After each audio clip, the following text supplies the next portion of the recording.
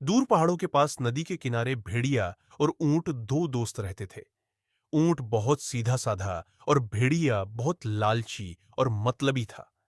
एक दिन भेड़िए ने देखा कुछ पंछी और जानवर नदी उस पार से तरबूज खाकर आ रहे थे। तभी उसके अंदर लालच आई और उसने अपने दोस्त ऊंट के पास जाकर बोला कि ऊंट भैया, नदी उस पार बहुत सारे तरबूज लगे हैं, चलो हम लोग भी तरबूज खाकर आते हैं। ऊंट उसकी बातों में आ गया और उसे अपने पीठ पर बैठाकर नदी के उस पार तरबूज के खेत के पास ले गया। खेत में लगे तरबूज को देखते ही भेड़िए के मुंह में पानी आ गया और जल्दी से खेत में कूद गया और तरबूज को खाने लगा। थोड़े समय में ही भेड़िए का पेट भर गया और उसका दोस्त ऊंट अभी तरबूज खा ही रहा था।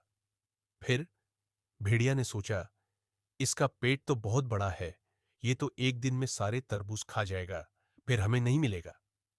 उसके दिमाग में शरारत सूझी। वह तरबूज को तोड़ तोड़कर फेंकने लगा और खुशी के कारण नाचने और चिल्लाने लगा।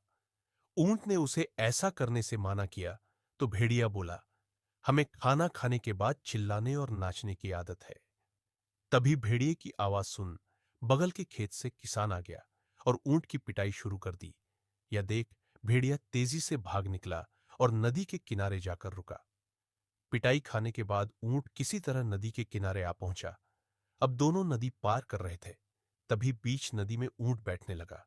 उसके पीठ पर बैठे भेड़िया ने बोला, भैया, ये क्या कर रहे हो? ऊंट ने बोला, मुझे खाना खाने के बाद पानी में बैठने की आदत है। और वह पानी में बैठ गया और लेटने भी लगा। भेड़िया पानी में बहते बहते बहुत मुश्किल से किनारे लगा और उसको अपने के पर पछतावा होने लगा। नैतिक सीख, हमें किसी को धोखा नहीं देना चाहिए और किसी के सीधेपन का फायदा भी नहीं उठाना चाहिए।